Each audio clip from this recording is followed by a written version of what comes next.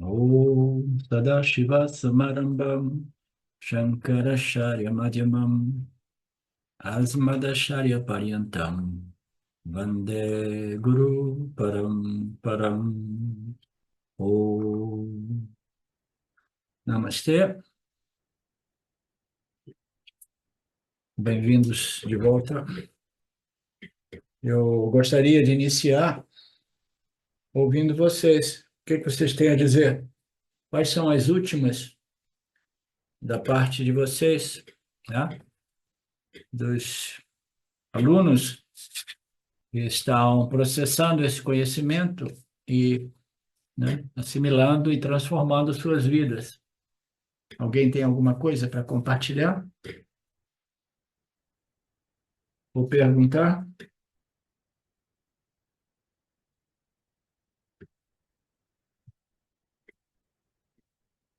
Compartilhar uma coisa que não tem a ver com o texto de hoje, tá, professor? Sim, sim, é isso mesmo que eu queria dizer. Tá. Então, eu não sei se é relevante, mas enfim. Eu tenho feito Nididhyasana todos os dias de manhã, né? Como a minha meditação da manhã mesmo.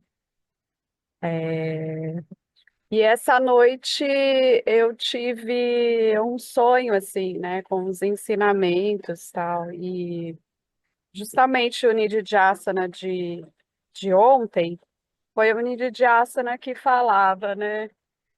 Que esse ouvir, ouvir, ouvir, ele é a ponto que entra no seu campo causal, né? No seu corpo causal.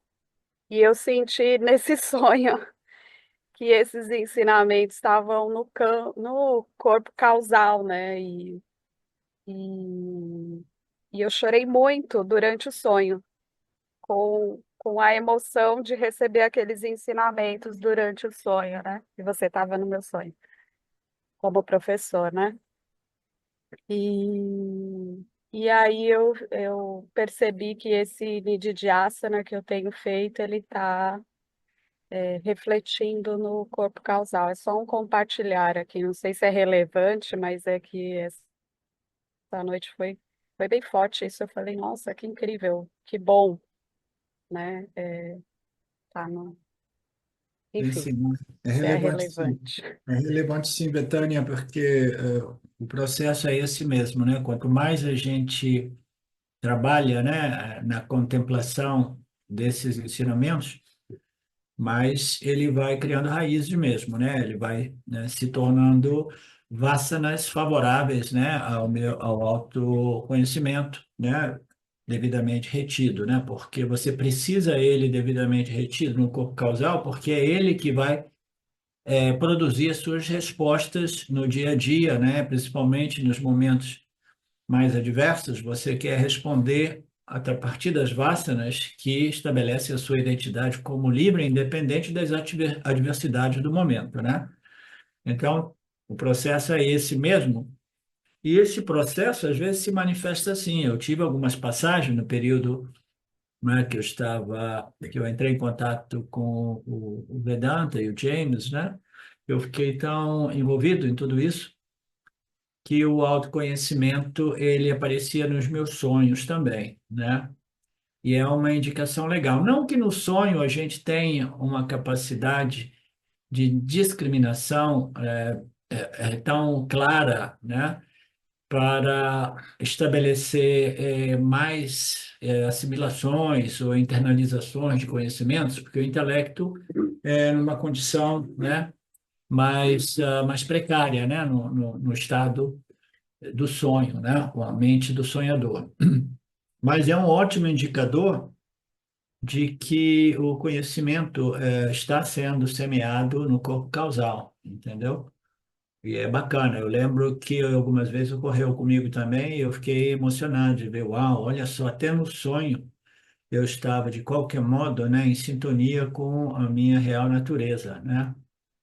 Então, é muito bacana, assim, é uma boa indicação. E assim, o ensinamento foi muito profundo, sabe, professor? Por isso que eu chorei tanto no sonho, porque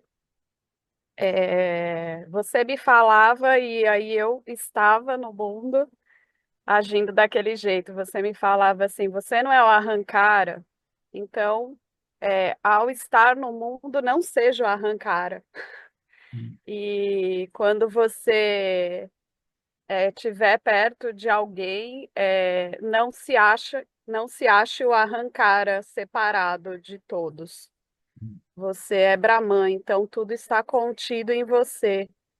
E aí a lembrança, né, do Nididhyasana que eu fiz foi com uma imagem muito bonita, assim, que o Paramartananda trouxe a imagem de que Brahman é como o espaço onde todos os arrancaras estão como nuvens que aparecem e desaparecem, e Brahman é aquilo que contém todos os arrancaras. Então, não acho que você é um dos arrancaras, né? Não se identifique com um deles. Todos os arrancaras são nuvens. E essa imagem, quando eu estava ouvindo o Nididhyasana, ficou muito forte assim para mim. Eu falei, nossa, que imagem linda, né? Esse espaço que todos os arrancaras estão ali flutuando. E aí no sonho veio esse ensinamento novamente, aí não Paramartananda me falando, mas aí você me falando do arrancara no mundo, né? Então Que foi bacana. bem bonito. É bonito também porque nós vamos falar sobre isso agora aqui, né? Nesse próximo verso. Ele vai abordar a situação, este tema também, né? Porque tudo isso é manifestação de Deus, né? E é a assimilação do conhecimento, né? Ele é também a bênção de Deus, né? Mas o Swami vai apresentar aqui um conceito que eu gosto muito, né? A gente tem que compreender que a bênção de Deus, ela depende também do nosso esforço, da nossa, né, sadhana, né? Então, é como se o discípulo, né, o buscador de Deus, né, ele tem que fazer uma força como se ele estivesse empurrando. Quanto mais você empurra, aí a outra força é a bênção de Deus que puxa você. Aí você se move rapidamente quando você reconhece que você não pode ignorar a sua responsabilidade, mas fundamentalmente você precisa de ser puxado, né? Abençoado por Deus, né? De tal modo que a gente não caia na armadilha de sofrer da doença da iluminação, de agora eu sou um arrancar especial, né? Agora eu sou um Yanni, agora eu sou, né, isso e aquilo, começar a se comparar, desenvolver um arrancara que tem um complexo de superioridade. Isso é simplesmente, né, um sinal, né, uma indicação de que o arrancara não foi realmente transcendido. Você não pode se identificar, né, com o arrancara, né? Existem arrancaras que são governados e movidos por muita ignorância espiritual e outros com menos ignorância e outros com sabedoria espiritual. Mas o objetivo aqui não é desenvolver um super arrancara, mas transcender a sua identidade, transferir a sua identidade do arrancara para Satchitananda Brahman, a consciência, a existência não dual, a única realidade, né? Isso é muito bonito, é muito importante, e o seu sonho foi também alinhado com aquilo que a gente vai... Porque é uma das passagens aqui desse material que eu vi, né? Desse arquivo, né? Que eu achei mais bacana para desdobrar.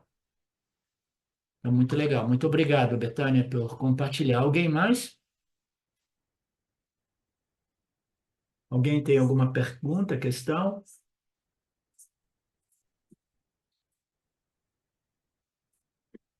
Alguém tem alguma resposta boa?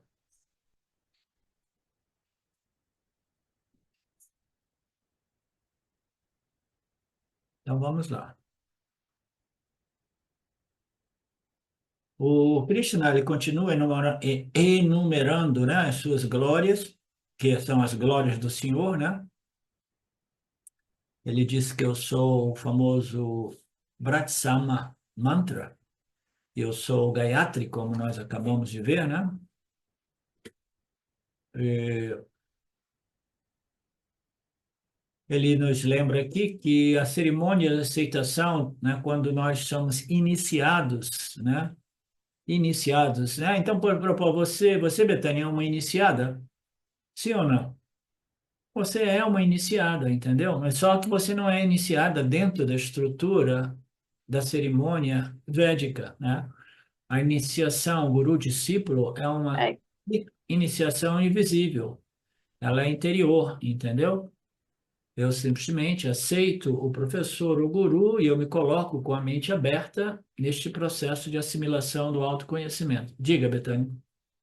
interessante você falar isso. Um tempo atrás, um dia uma pessoa veio aqui no grupo de Vedanta e aí me perguntou, né? Você é iniciada para poder compartilhar o Gita?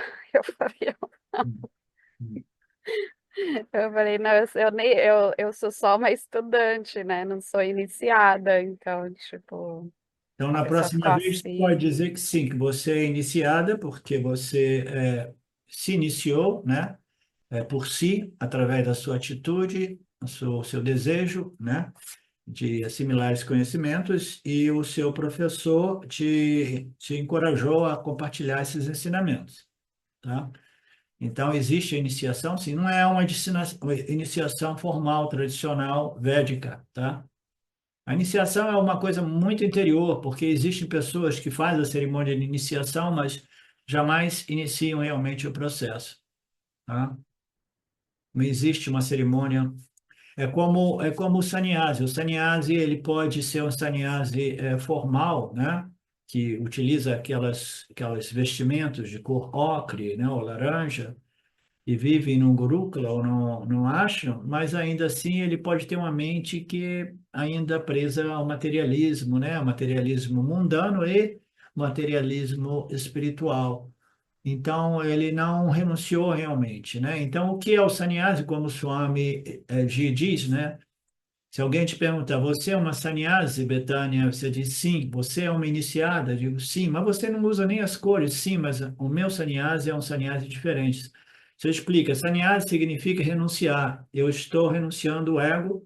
Eu fui iniciada no processo no qual, através do qual eu renuncio a minha identidade no ego como ego e assumo a minha necessidade. Eu sou uma iniciada, né? E eu sou parte de uma sampradaya, né? E, portanto, esta é a realidade, essa é a verdade realmente, né? Porque senão eu jamais aceitaria uma posição de guru, né? Por exemplo, do momento que eu me distanciei, me desassociei com o Shiny World de Gênesis, né? Algumas pessoas, mas aí você vai ficar órfão, você não tem um guru. Eu falei assim, não, eu sou devidamente, né, qualificado para ensinar, compartilhar os ensinamentos, eu faço parte de uma sampradaya, sem que ninguém precise me dar certificado de validação, sem que ninguém precise me dar, entendeu? Um credencial, eu sou credenciado a ensinar ou compartilhar os ensinamentos do Vedanta na linhagem do Swami. Eu não preciso disso, eu sei que eu não preciso disso, né? Por quê? Porque a iniciação é algo interior, tá? É algo interior. Existem muitas pessoas que exteriormente obtêm uma, um credencial, mas ainda assim não são qualificados e não são realmente alinhados, né? Eu não quero citar o nome de ninguém porque procura ser credenciado, mas ainda assim ele faz o que ele faz. E não tem nada a ver com o Vedanta ou com os ensinamentos da Sampradaya, guru discípulo do Vedanta. Portanto, Gayatri Upadesha é chamado de Brahma Upadesha. É por isso que mesmo agora, quando eles realizam a cerimônia, né, de iniciação, eles repetem o Gayatri Upadesha, né? Porque é a síntese dos Vedas. Ok. Resumindo, Gayatri é muito sagrado e ocorre originalmente no Rig Veda e também ocorre no Yajurveda e ocorre até mesmo no Samaveda. Em todos os três Vedas ocorre o Gayatri Mantra.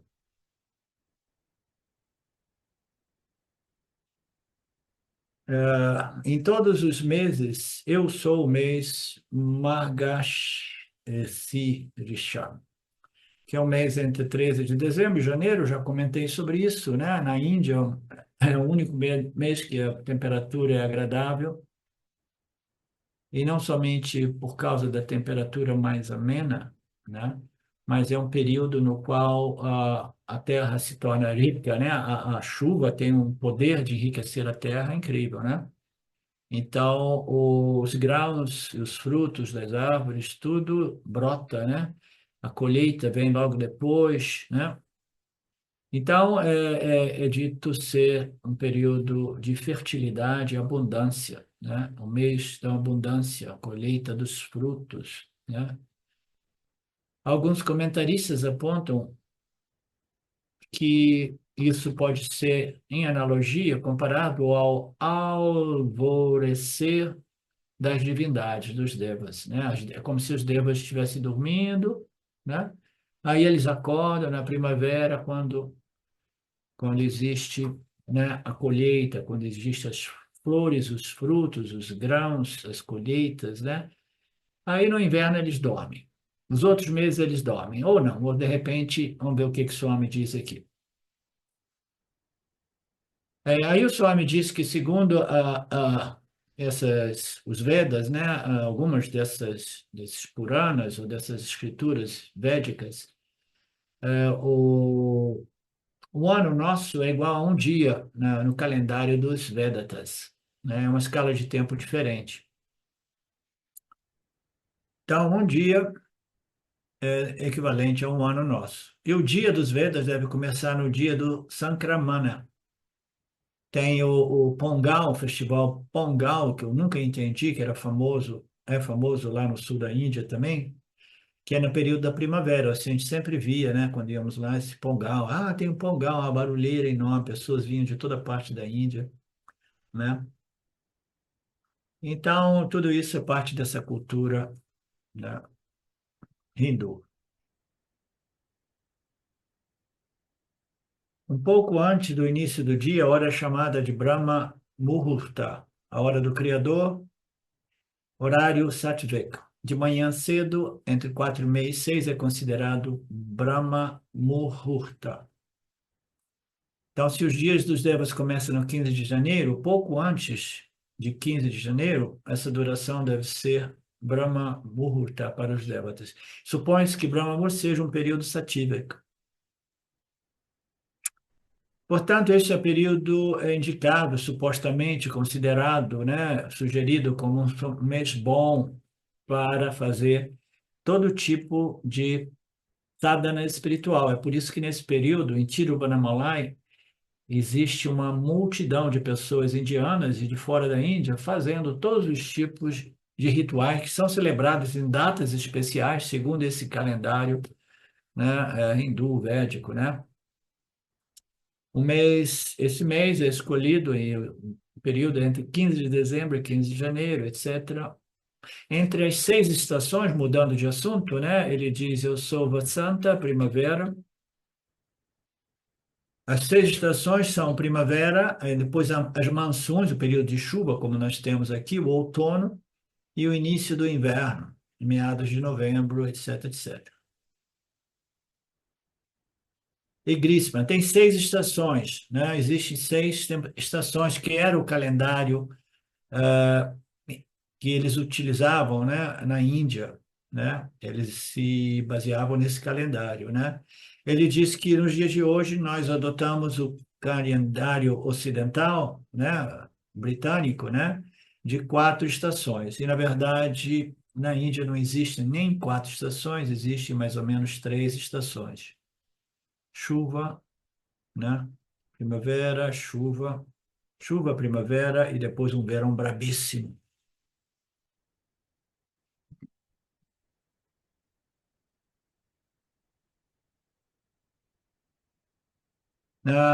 No Ocidente, nós temos 4 estações: verão, primavera, outono e inverno. A estação chuvosa e a estação pré-inverno são chamadas de Hematan. Então, elas são a mesma coisa. Então, Então é dito que ali existem só 3 estações nos dias de hoje. Porque todas as flores desabrocham na primavera, as pessoas ficam felizes. É a estação mais agradável, a estação, quando você está feliz, você está mais propenso a ver a glória de Deus nas coisas, tá?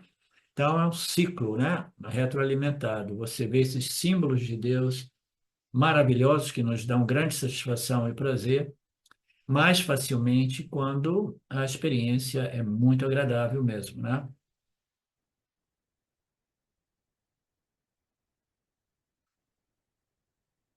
Ok. Período da abundância, o cheiro, o celeiro fértil, a perfume das flores lá é uma coisa incrível. Você vai caminhando, você vai sentindo aquelas fragrâncias naturais das flores do sul da Índia, né? A estação que tem a abundância das flores, a fragrância é realmente impressionante. Todo mundo fica encantado.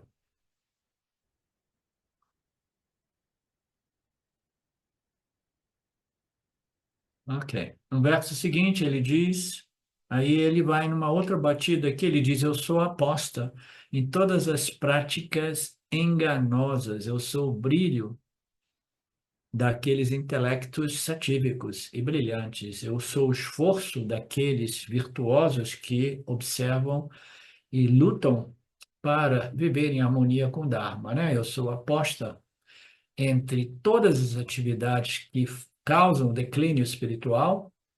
Eu sou o brilho do intelecto científico, eu sou o esforço, né, daqueles que buscam o controle, né, e a virtude espiritual, né? Então, é um verso que já muda um pouco, tá? E ele, pela primeira vez nessa passagem de exaltação da glória do Senhor, ele diz: Eu também sou as práticas enganosas. As práticas enganosas são apresentadas por quem? Por entidades enganosas, né? Atividades malignas, enganosas, que gostam, né, de realmente causar grande sofrimento. Então, essas atividades também sou eu, essas práticas também sou eu, né? Práticas enganosas são as atividades que irão roubar ou fazer declinar o nosso poder discriminativo. Tal significa, entre as atividades que nos enganam, né, eu sou a atividade do jogo, porque todas as formas de jogo conduzem o ser humano ao engano e a grande dor, o sofrimento e a perda, né? Uma vez que uma pessoa fica viciada nisso, é exatamente como um álcool ou uma outra droga, a pessoa ficará viciada e presa e perderá muito, sofrerá muito. E como qualquer outro vício, jogos de azar, como jogos de cartas, de dado, né, ou de corrida de cavalo, todos eles são grandes apostas, apostas extremamente arriscadas, porque a probabilidade de perder é muito maior do que a probabilidade de ganhar. Né? Se você ganha muito. Se você perde pouco. Então, aquele que ganha muito, ganha porque todo mundo que perdeu um pouco soma uma quantidade de dinheiro que favorece aquele que ganhou mais o estabelecimento que promove aquelas atividades que nos enganam, né? Toda vez que eu vou na Caixa Econômica ali, no posto, né, da Caixa Econômica, as meninas elas são instruídas a tentar vender loteria, né? Eu falo sempre assim, não, eu não jogo. Você esqueceu? Eu não jogo, eu sou contra o jogo. Para que jogar? Entendeu?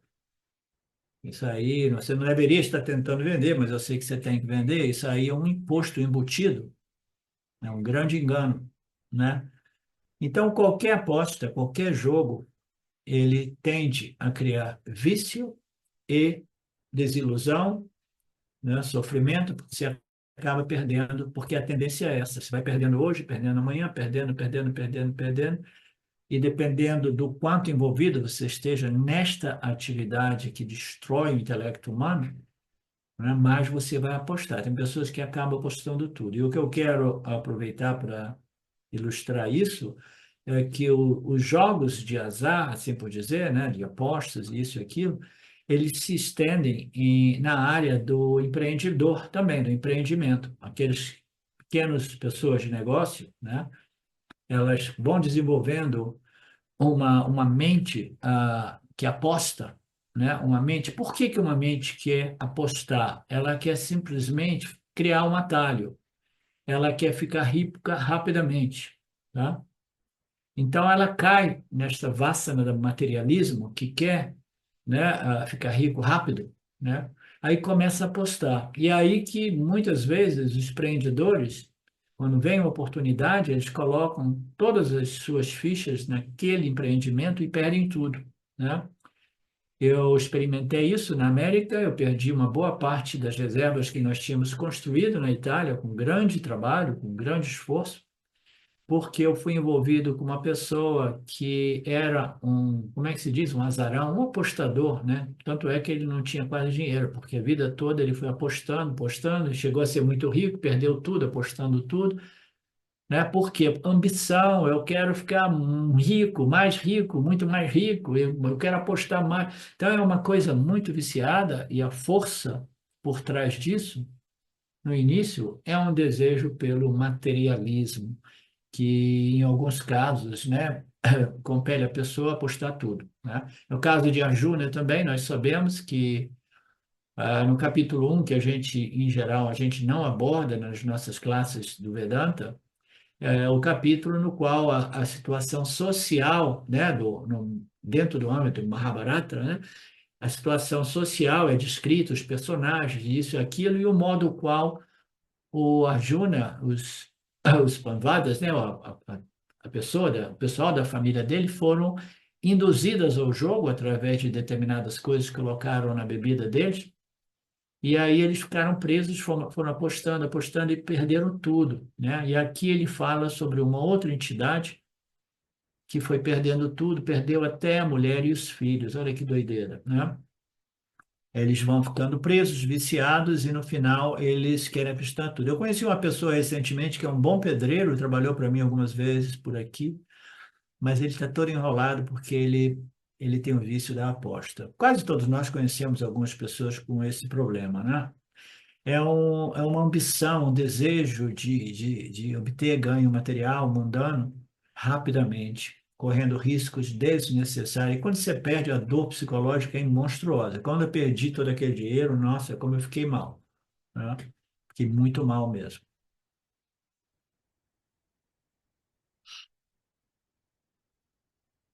Então, existem também divindades, né, que o Krishna diz, né, que eu sou também essas divindades, esses devatas, né, que conduzem a pessoa a essa queda espiritual, né?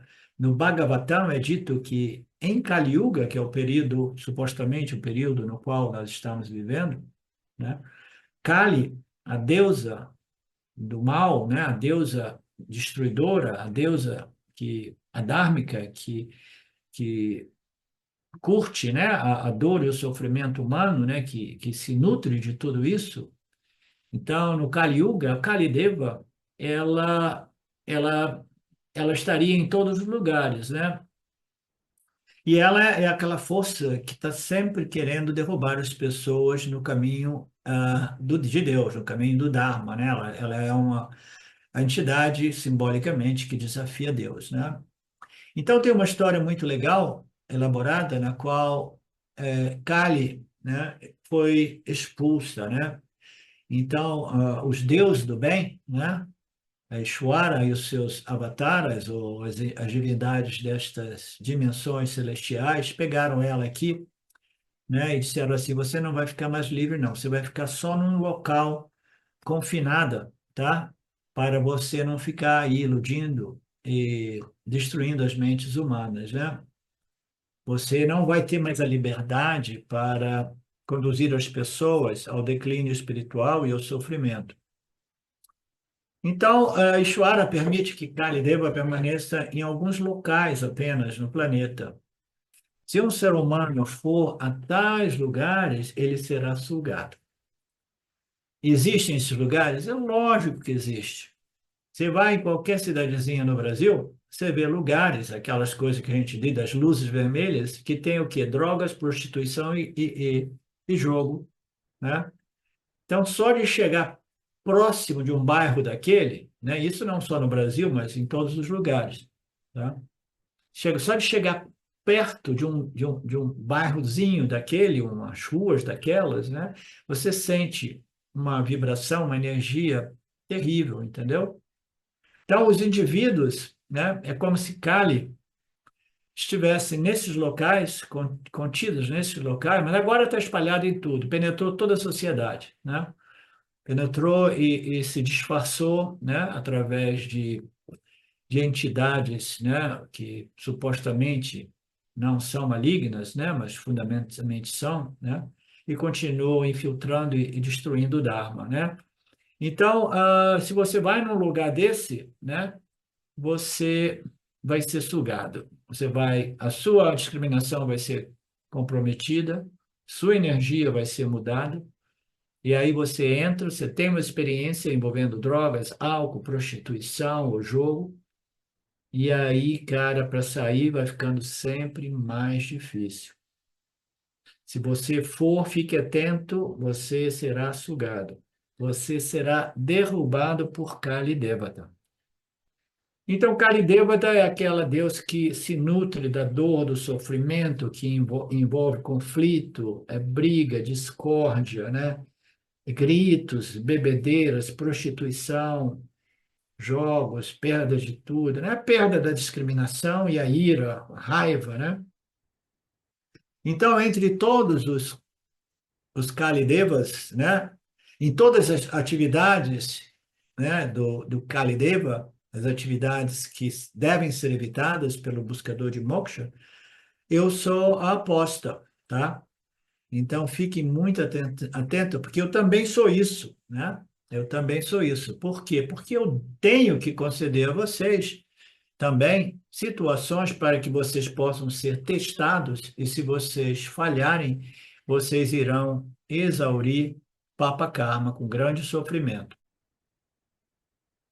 Na verdade, em todo o Mahabharata, uma lição importante a ser aprendido é: se você não tiver cuidado, o jogo e outras atividades tamásicas, atividades simplesmente, né, atividades às quais somente as pessoas em pouca discriminação e com uma energia, uma frequência já muito baixa se sentem atraídas. Tudo isso aqui é um campo de energia, a gente vai em sincronicidade ou ressonância com os ambientes e as pessoas que vibram semelhantemente à nossa vibração. Então, se a sua vibração é muito baixa, você vai se atraído por aquelas zonas, né, de luz vermelha, no qual essas atividades que destroem, né, o intelecto humano, né, elas ocorrem, né? Portanto, devemos ter muito cuidado. No Mahabharata a gente vê isso. Dharmaputra, o filho gerado, né, com um grande senso de Dharma, de dever, ele sabia tudo sobre o Dharma, né? Dharmaputra. Era uma personificação do Dharma. Até mesmo ele foi fisgado por algumas atividades perigosas, né? E acabou perdendo a discriminação. Quando você perde a discriminação, né, você tem a possibilidade de perder até mesmo as suas propriedades, né? E ele chegou a ponto de apostar a esposa, os irmãos, né? Então, imagine a situação na qual você perde tudo. Foi o que aconteceu com Arjuna, mas o Arjuna aconteceu isso com ele não deliberadamente. Arjuna não perdeu a discriminação, embora ele não possa ser dito que ele ficou totalmente isento de alguma responsabilidade, segundo Gita, ele foi enganado por Duryodhana e sua família, porque eles colocaram determinada droga, convidaram eles, seduziram eles para fazer uma cerimônia, uma festa de celebração, de união entre as duas famílias, né? Né? E enganaram eles, levaram lá, colocaram algumas coisas na bebida dele. E ele foi perdendo a discriminação, e aí eles foi sendo fisgado ao jogo, e no jogo ele perdeu todo o seu reino, né? Depois teve que ficar exilado, e o resto a gente sabe a história, né? Então, esse é um outro exemplo do Dharmaputra, que perdeu tudo, a propriedade e a esposa e irmãos. Ele poderia ter pelo menos mantido a esposa e o irmão, não, ele apostou tudo. E ele era a personificação do Dharma. Ele conhecia tudo sobre o Dharma e ele possuía uma boa discriminação. Então, nós precisamos ficar atentos com os ambientes, né, nos quais nós, né, nos associamos, né? A ideia é sempre associação com Sattva Guna, associação com a sabedoria espiritual, associação com os sábios, né? Associação com as escrituras dos Upanishads, do Gita, né? Então, a associação é a coisa mais fundamental, né? Então, nós precisamos ficar atentos a respeito disso para não entrarmos em áreas, em zonas perigosas que podem realmente causar o nosso declínio espiritual. Portanto, se Brahmaputra perdeu a discriminação e caiu e perdeu a propriedade, a esposa, o irmão, que dirá de pessoas comuns como nós, né? Swami diz. Aí ele diz, quando eu era jovem, na família dele, do Swami, nós nunca fomos permitidos tocar nas cartas. Muitas pessoas dizem, não, eu jogo carta somente por diversão. Isso me lembra, quando eu era garotinha, minha família, o pai de mãe, era da Bahia, né? Minha avó teve 17 filhos, então era imensa, né? E nós íamos frequentemente, no início, quase todo ano, fazer férias da escola, 2 meses, na Bahia, lá em Salvador. Ficávamos na casa de uma tia, tinha uma casa grande, e uma vez ela me viu com a carta na mão, jogando com meu irmão, que é 2 anos e meio mais jovem do que eu. Nós éramos garotinhos, né, de, não sei, 5, 7, 8, 9, 10 anos. E a gente estava brincando com a carta, porque o jogo de carta era um jogo comum na minha família, né? Eu via aqueles encontros, tinha sempre cerveja e jogo. A única diferença é que não rolava grana, mas rolava grande entusiasmo, grande bebedeira e grande alegria, né? Quando você ganhava, né? Então, o Swami diz que na minha família nós não éramos permitidos nem mesmo tocar nas cartas, né? Mesmo que seja um jogo de diversão sem envolver dinheiro, ainda assim é perigoso, existe uma atração ali.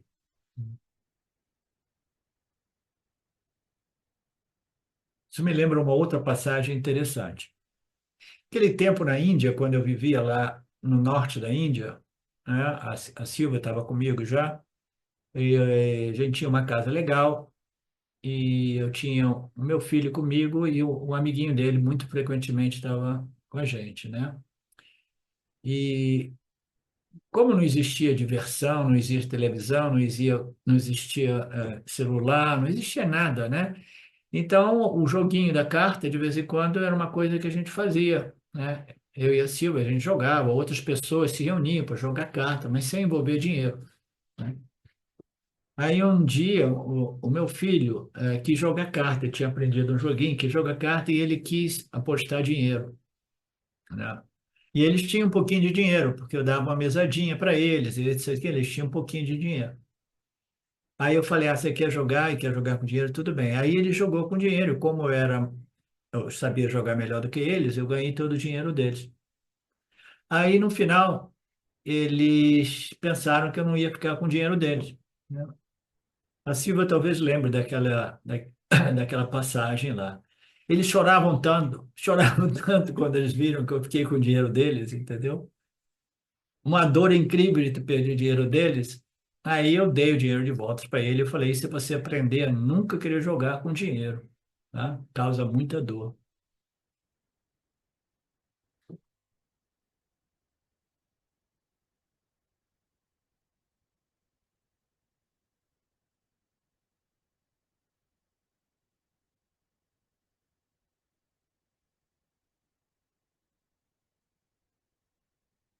Então, ele também fala: eu sou o brilho do intelecto humano. E no contexto deste exemplo dos jogos de apostas, jogos de azar, então o brilho do intelecto humano é aquele que nos permite a discriminação necessária para a gente evitar a sensação de fazer jogo de aposta para tentar ficar rico rápido, entendeu? Pô, o trabalho é tão difícil, né?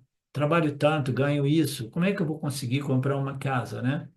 Então você começa a apostar. Meu pai apostava, fazia jogo da loteria esportiva a minha vida inteira. Ele estava sempre, era pobre, mas sempre apostando, apostando, tentando resolver o problema econômico, sem saber que aquilo ali era simplesmente um imposto embutido, né?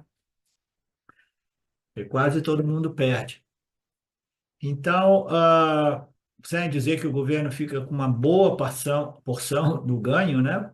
Uma pequena distribuída, e depois que você recebe a sua parte, você tem que pagar imposto de novo para o governo, né? Uma brincadeira, né? Mas ainda assim as pessoas vão perdendo a discriminação, mas nós temos o brilho da discriminação, do discernimento, que nos permite resistir à tentação de ficar rico rapidamente. Ah, aquela pessoa ganhou não sei quantos milhões, olha só, a vida transformou, uau, uau, uau. Aí meu pai dizia, se eu ganhar esses milhões, eu vou dar um pouco para esse, um pouco para esse, um pouco para você, vou resolver a vida de tanta gente. Oh, que bacana, vamos jogar, vamos. Meu pai jogou a vida inteira. A se resistir a essa tentação, a gente precisa ter inteligência, discernimento, discriminação, que não é por aí, entendeu? Não é por aí. Então, é exatamente como o álcool, exatamente como drogas, é um jogo de azar que vicia. Vicia de um modo um pouco diferente das drogas. Por que que as drogas elas viciam? O jogo, ele vicia porque existe uma vássana de querer ficar rico rapidamente, entendeu? Que se torna viciante, se torna uma vássana vinculativa. Eu quero ficar rico, eu quero resolver a situação econômica, eu quero, entendeu?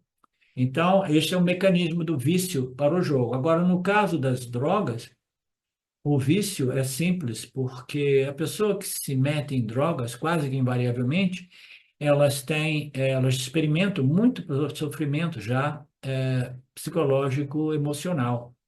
E as drogas, elas suprimem o corpo sutil nesse aspecto mental, emocional.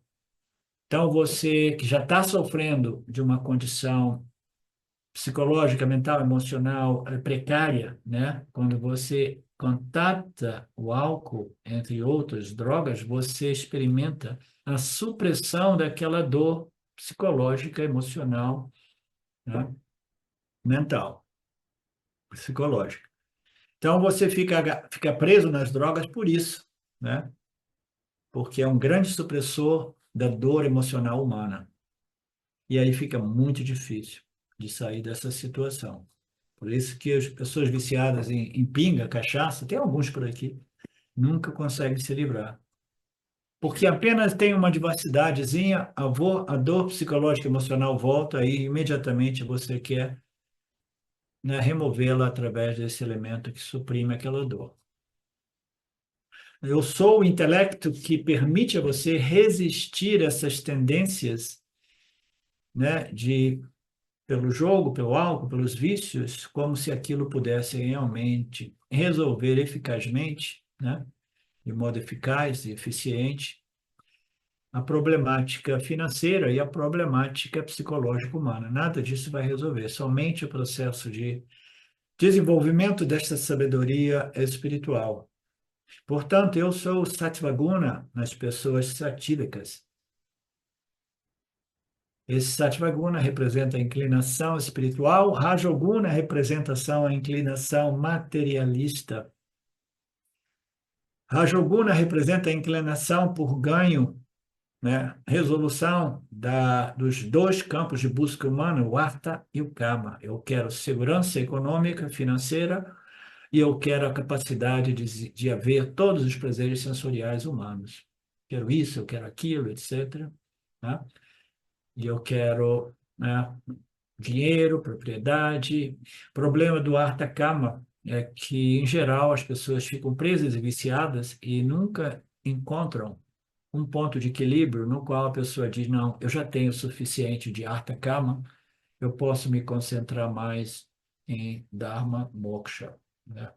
Porque se uma pessoa diz assim, não, eu sou muito segura, por quê? Porque eu tenho 10 mil reais no banco. né? Uma outra pessoa dirá, uau, você é rico porque você tem 10 mil reais no banco. A maioria das pessoas não tem nada no banco, né?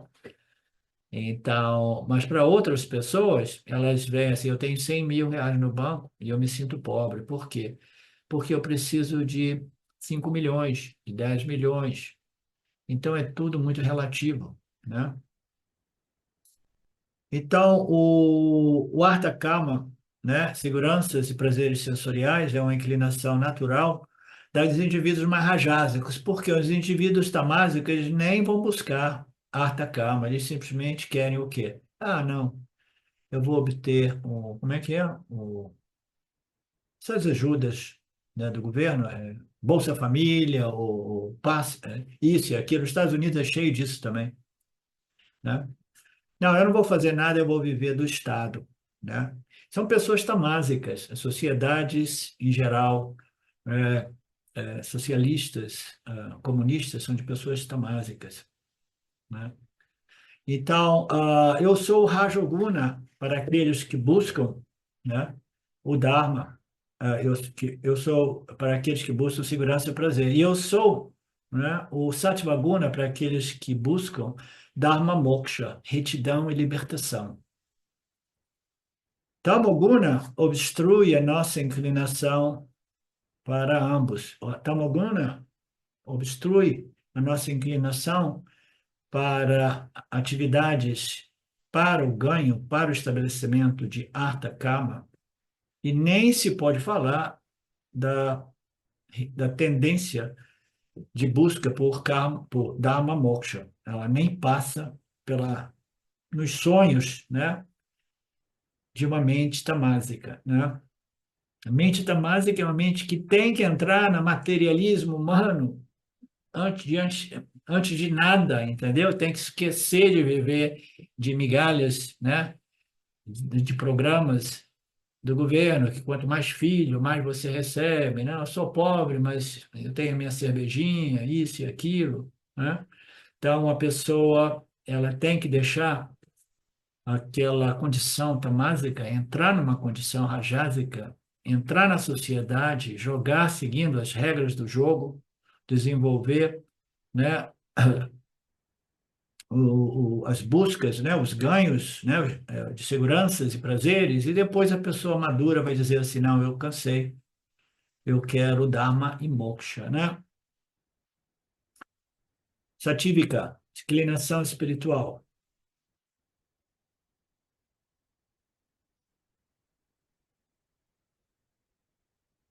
O homem faz uma brincadeira, eu penso que eles têm. Se você vem para a aula e está com muito sono, você dorme. Não, se você está com sono, você dorme.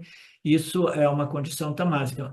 Todas as energias são necessárias, é importante a gente dizer, né, que todo dia de noite eu começo a dormir, né, vendo alguma coisa na minha televisão. Finalmente, depois de, né, uma certa idade, eu comprei uma televisãozinha pequena, né, porque eu moro sozinho, a Silvia, né, não estava aqui para me bloquear, né? Então eu assisto alguma coisa, mas eu assisto pouco, porque eu durmo, né? O corpo vai ficando tamásico depois de um dia de atividade. Então, você dorme. O tamoguna é importante. Sem o tamoguna, a gente não dorme. O sono é muito importante também, né? O Conselho Geral das Escrituras é que uma pessoa tamásica deve inicialmente desenvolver e cultivar e desenvolver desejos materialistas, para que depois ela possa refinar gradualmente os seus desejos e convertê-los em desejos religiosos e espirituais por Dharma Moksha. Esse desejo espiritual requer muito Sattvaguna. Se existir já essa tendência, essas vasanas espirituais, a mente já será mais predominantemente satívica. O esforço necessário para a realização do desejo espiritual é um esforço enorme. Aqui o Swami diz que, assim como é necessário grande esforço para a satisfação dos desejos materialistas, você deve se lembrar que também é necessário um grande esforço, aqui ele falou igual ou maior, mas eu diria definitivamente maior, para a realização ou elevação espiritual, né? porque é difícil dizer. Porque uma pessoa que está altamente qualificada, que já tem vasanas espirituais, o esforço é mínimo, né? Então, deixamos o texto assim. Eu não vou sugerir nada além do que o Swami diz, o Swami está dizendo. É necessário um esforço igual ou maior, dependendo do nível de qualificação de cada um de nós, né? A gente sabe que para alguns de nós, esse mundo materialista que nos oferece, né, é, propriedade e status, né, muito dinheiro, prestígio, né, e etc. Para nós, ele nunca brilhou muito, né? A riqueza, a fama, né? A maioria de nós, ou a gente tinha pouca atração por tudo isso, ou quase nenhuma, né? Então, nós viemos com determinadas vastas espirituais, né? Que fez de modo que a entrada nossa neste mundo, né, do autoconhecimento, autoinvestigação e autoconhecimento fosse relativamente natural, tá? Por quê? Porque a gente já tinha cultivado isso em nascimentos anteriores. Você entende, Mariné?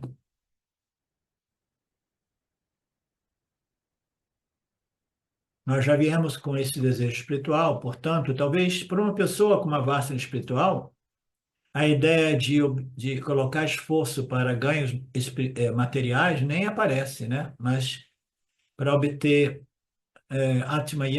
autoconhecimento e moksha, o desejo está lá e não requer muito esforço, porque o indivíduo já está bem mais qualificado.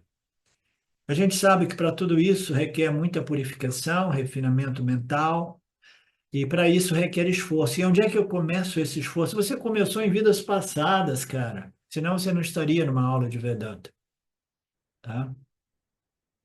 Muito esforço. O esforço é para o pessoal que está na seção do Karma Kanda dos Vedas, fazendo muitos tapas, muitos pujas, muitos rituais, né?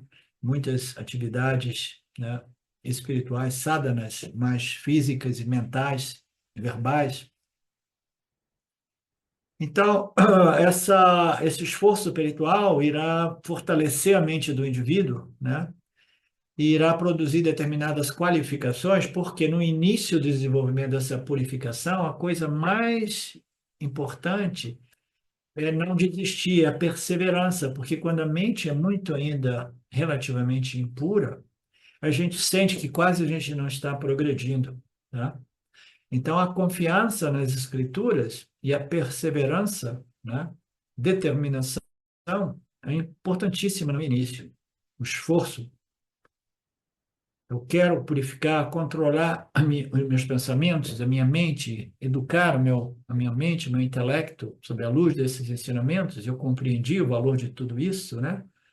O esforço vai ter que ser seguido de muita perseverança. E no mundo do materialismo dos empresários, aqui ele fala mentalidade industrial, mas é mentalidade, na nossa linguagem, é uma mentalidade empresarial. Qual é uma das características de uma pessoa com a mentalidade empresarial? É que uma pessoa, ela não tem problema, ela vai passar por todos os obstáculos, ela cai e levanta, cai e levanta, cai e levanta, cai e levanta. E uma pessoa sem esta determinação, ela cai e não levanta, ela desiste e depois vai viver do Estado, tá? Então, esta mentalidade que ele chama industrial, na nossa linguagem, seria uma linguagem, né, empresarial, né? Em algumas sociedades mais camádicas, mais comunistas, ninguém quer empreender mais, todo mundo quer ficar ali pobre, igualmente pobre, né? Vivendo de migalhas. Isso diz muito sobre o caráter da mente. Isso diz que uma pessoa realmente é uma pessoa trabalhadora, com muita perseverança, com muito esforço, né? E o que que nós podemos dizer sobre o esforço espiritual, né?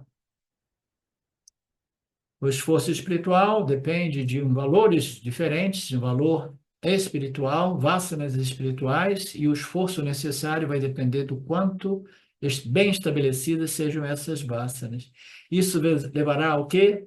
Jayasmi, eu sou a vitória. Jaya, Jaya. Tem alguns mantras que exaltam essa palavra, vitória, vitória, vitória, né?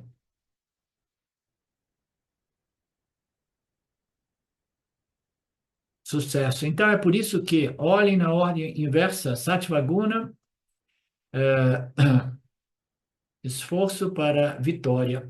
Satvaguna significa inclinação espiritual, significa esforço espiritual, Jaya significa vitória espiritual. Eu sou tudo isso, diz Lord Krishna, se referindo, né, às suas naturezas gloriosas. Ok?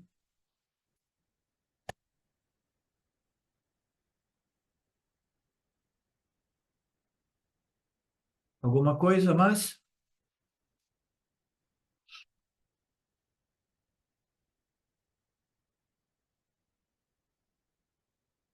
Om Purnamada Purnamidam Purnamudachyate Purnasya Purnamadaya Purnamevavashishate Om Shanti Shanti Shanti Om Namastê.